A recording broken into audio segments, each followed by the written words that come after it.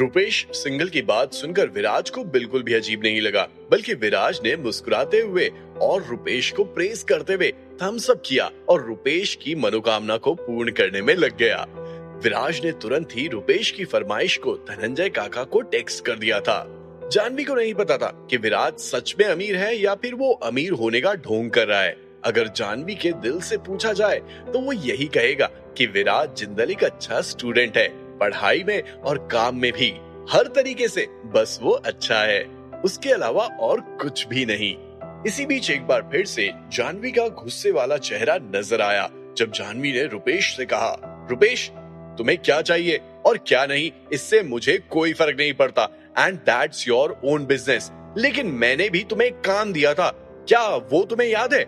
मैंने तुमसे कहा था कि नदी किनारे जो मर्चेंट्स बैठे हैं उनसे पूछ के आओ कि वो हमें उनकी बोट देंगे या नहीं, अगर देंगे तो किस रेट पे। क्या तुमने वो काम किया? जानवी का सभी के सामने विराज का साइड लेना किसी को भी अजीब नहीं लगा, रुपेश को भी नहीं। अपने कंधे को हिलाते हुए रुपेश ने सब ठीक है जैसा पोस्चर बनाया और कॉन्फिडेंट होते हुए जानवी से कहा, अरे क्लास लीडर तुम इतनी परेशान क्यों हो रही हो? उस मामले में मैं तुम्हारी मदद करूंगा। ये तो मेरे लिए मिनटों का खेल है, लेकिन मेरी एक छोटी सी रिक्वेस्ट है, क्या मैं तुम्हारे साथ आ सकता हूँ जब हम बोट चलाएंगे? रुपेश की बात सुनकर जानवी के चेहरे पर और भी ज्यादा गुस्से का नशा छा गया और तुरंत ही जानवी ने सभी के सामने रुपेश को डांट लगाते हुए कहा, ये काम तुम मेरे लिए नहीं बल्कि पूरी क्लास के लिए कर रहे हो और मुझे कंपनी देने के लिए और भी बहुत लोग हैं। जानवी के मुंह से निकले शब्दों को सुनकर रुपेश भाई साहब का दिल टूट गया और रुपेश ने उदास चेहरे के साथ वरुण को देखा और वरुण ने तुरंत ही अपना हाथ जानवी की तरफ बढ़ाते हुए कहा, जानवी मेरा पेट ना मुझे थोड़ा गड़बड़ लग रहा है, तुम और रुपेश ही तो हो जो बोट चलाओगे, मैं नहीं आ रहा। वरुण ने सोचा था कि उसके ना जाने से जानवी रुपेश के साथ जाने के लिए मान जाएगी, लेकिन किसे पता था कि जानवी एक और फटाका फोड़ने वाली थी। अरे अरे वरुण, तुम्हें किसने कहा कि मैं तुम्हारे साथ जाऊंगी? ये कहने के बाद एक तरफ जहां चुप्पी का माहौल था, वहीं दूसरी तरफ जानवी ने विराज के सामने एक प्लेट में ग्रिल्ड चिकन का पीस रखा और वरुण को देखते हुए बोली, मैं और विराज साथ में हैं। अब चूंकि तुम्हारा पेट खराब है तो तुम ये चिकन भी मत खाओ, शांति से यहीं बैठो और चुपचाप टीवी देखो। जानवी के इस तेवर को देखकर विराज जिंदल को भी यकीन नहीं हुआ था। विराज ने उम्मीद नहीं की थी कि जानवी आगे से उसे बोट पर चलने के लिए उसके साथ बोट चलाने का प्रस्ताव रखेगी। जानवी की बात सुनकर विराज के दिल में गुदगुदी मचने लगी थी। दूसरी तरफ रुपेश को जानवी का ये बर्ताव बिल्कुल भी पसंद नहीं आया, लेकिन रुपेश ने मुस्कुराते हुए जानवी से कहा, क्लास लीडर भले ही आप अपना असली चेहरा दिखाने में कितनी भी शर्मीली क्यों ना हो, लेकिन एक गरीब आदमी को ढाल के रूप में इस्तेमाल करने की कोई जरूरत नहीं है।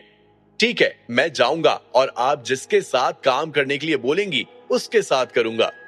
जानवी जैसी लड़की जिसे अभी तक सोसाइटी में रहने का एक्सपीरियंस नहीं था, जो ये नहीं जानती थी कि मटेरियल वेल्थ ही सबसे इंपॉर्टेंट होती है, एक समय के बाद वो बदल जाएगी और उस समय रुपेश सिंगल की दौलत के सामने क्या जानवी को उसकी गर्लफ्रेंड नहीं बनना पड़ेगा?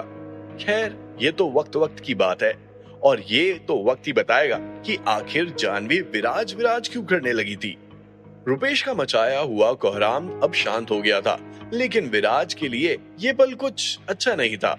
उसके बाकी के क्लासमेट उसे बुरी नजर से देख रहे थे और विराज थोड़ा डिस्गस्टिंग लग रहा था। यार कैसा लड़का है ये, झूठा अमीर होने का नाटक करते हुए हमारी क्लास की सबसे सुंदर लड़की को अपने जाल में फंसा रहा है, क्या इसको शर्म नहीं आती? क्लास के आधे से ज्यादा बच्चे विराज जिंदल को लेकर अपनी अपनी टिप्पणियां कर रहे थे कि तभी अचानक एक तेज हवा के झोंके ने सभी को हिला डाला।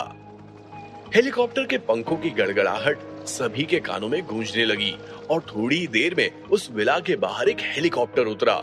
उसी वक्त दो ट्रक भी कुछ दूरी से उस विला की तरफ आते हुए दिखाई दिए। कुछ वर्कर्स जिन्होंने पीली यूनिफॉर्म पहनी थी और अपने माथे पर सेफ्टी हेलमेट लगा रखा था, वो हेलीकॉप्टर से बाहर आए और उस विला की तरफ बढ़ने लगे।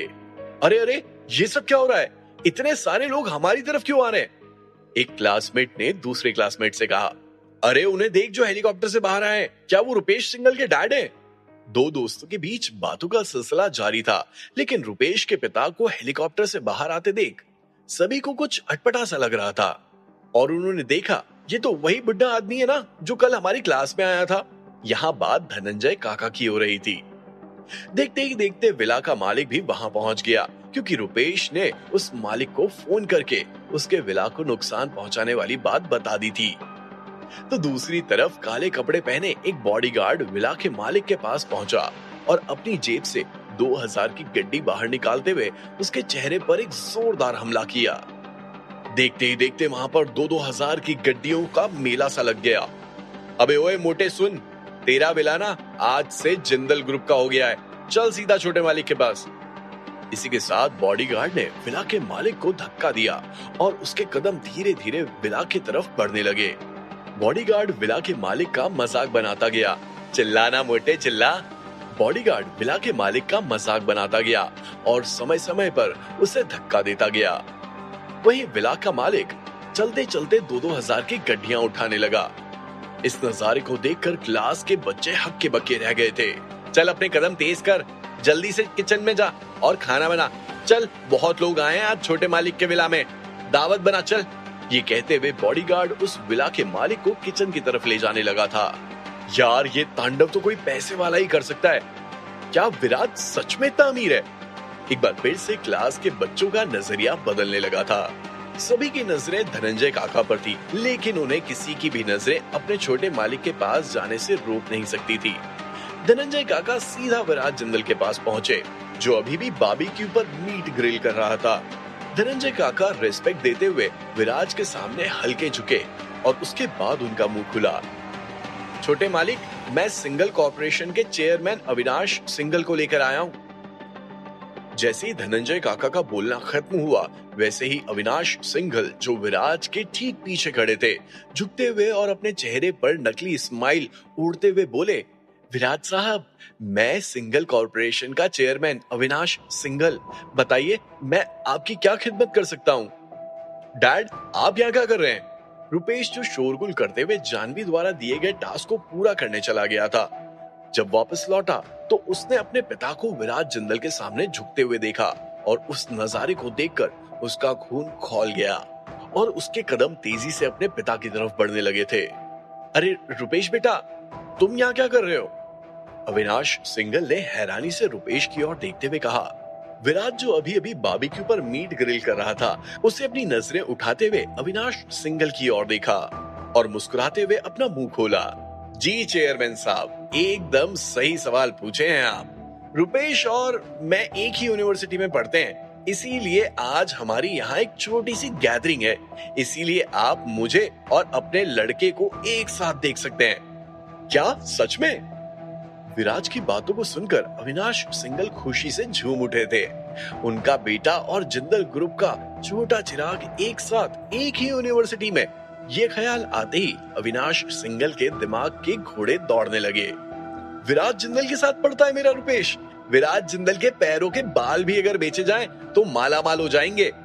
रुपेश तो अपनी पूरी जिंदगी आराम से काट सकता है, लेकिन ये बेशरम यहाँ खड़ा खड़ा क्या कर रहा है? अविनाश सिंघल के मन में विचार जैसे ही खत्म हुए, वैसे ही उन्हें आज का दिन सताने लगा और उनके मुंह से एक कठोर आवाज बाहर आई। ए बबूचक, तू यहाँ खड़े खड़े क्या कर रहा है? स्वेटर बुन रहा है? देख नहीं रहा है विराज साहब अकेले बारबेक्यू पर मीट ग्रिल कर रहे हैं, उनकी मदद क्यों नहीं कर रहा है? अपने पिता के मुंह से निकले शब्दों को सुनकर रुपेश की तो मानो दुनिया ही हिल गई थी। वो पूरी तरह से शॉक्ड था। अपने मन में गुस्से का बुलबुला लिए रुपेश के कदम विराज जिंदल की तरफ बढ़े और तुरंत ही उसका मुंह खुला। क्या तुम कंगाल नहीं? इससे पहले कि रुपेश अपनी बात खत्म कर पाता, अविनाश सिंघल ने उसे दिन में ही तारे दिखा दिए और उस थप्पड़ की गूंज से बाकी बच्चों के दिल की धड़कनें बैठ गई। बेवकूफ कहीं का, किसी के सामने कुछ भी बकवास करता रहता है। विराज साहब, आप इसकी बातों का बुरा ना मानना। ये बोलते हुए अविनाश सिंघल अपने बच्चे को बचाने में लगे हुए थे। इस घटना को परखते हुए विराज ने मुस्कुराते हुए अविनाश सिंघल को देखा और उन्हें एक एडवाइस देते हुए बोला, चेयरमैन साहब, इतना गुस्सा ठीक नहीं है। सेहत के लिए गुस्सा, सिगरेट और शराब तीनों ही हानिकारक हैं। और रुपेश तो सही बोल रहा है। मैं विराज जिंदल एक गरीब लड़का था और जब मैं गरीब था तब मेरे पास कुछ भी नहीं था। मैं मेरे क्लासमेट्स के लिए कुछ भी नहीं कर पाया। लेकिन अब जब मेरे पास पैसा है तो मैं मेरे क्लासमेट्स की सारी इच्छाएं पूरी करने में मदद करूंगा। आपके आने से पहले आपके बेटे ने बताया कि उसे कोको कोला पीना बहुत पसंद है, तो ठीक है, मैंने उसके लिए 100 लीटर कोका कोला मंगवा ली है और वो आज पूरे दिन कोका कोला ही पिएगा। आपके बेटे ने बताया कि उसे स्विमिंग पूल में आइस क्यूब डालने हैं, गर्मी में ठंडी का एहसास लेना है और वो पूरी जिंदगी उस एहसास के साथ रहना चाहता है। उसकी ये सब बातें सुनकर मुझे लगा कि भाई वाकई में सिंगल खानदान का लड़का है, अमीरों के शौक है। अजीब ही सही, लेकिन अब जब उसके पास पैसा नहीं है तो उसके शौक पूरे करने में मैं बस थोड़ी मदद कर रहा हूँ। अरे धनंजय काका, स्विमिंग पूल का काम खत्म होने में कितना समय लगेगा? आइस क्यूब्स पूरी शाम चलने चाहिए, वरना और मंगवा लीजिए। रुपेश को स्विमिंग पूल में अच्छा समय बिताना है और वो भी अकेले। ईंट का जवाब पत्थर से देना कोई विराज से सीखे। अपने तीखे तेवर दिखाते हुए विराज ने रुपेश पर हल्ला बोल दिया था। विराज की बात सुनकर धनंजय काका ने तुरंत ही जवाब दिया, आधा घंटा छोटे मालिक। क्या होगा आधे घंटे बाद? क्या आधे घंटे में खेल पलटने वाला था? क्या रुपेश के मुंह से निकली वो बातें उसी के लिए श्राप बन जाएंगी? क्या रुपेश ठंडे ठंडे आइस क्यूब वाले पानी में जाने के लिए तैयार होगा? अगर हाँ, तो उसका क्या हाल होगा? क्या रुपेश के पिता अपने बच्चे को बचाने के खातिर अपना सब कुछ लुटा देंगे? क्या होगा आगे? जानने के लिए सुनिए अगला episode only on pocket FM.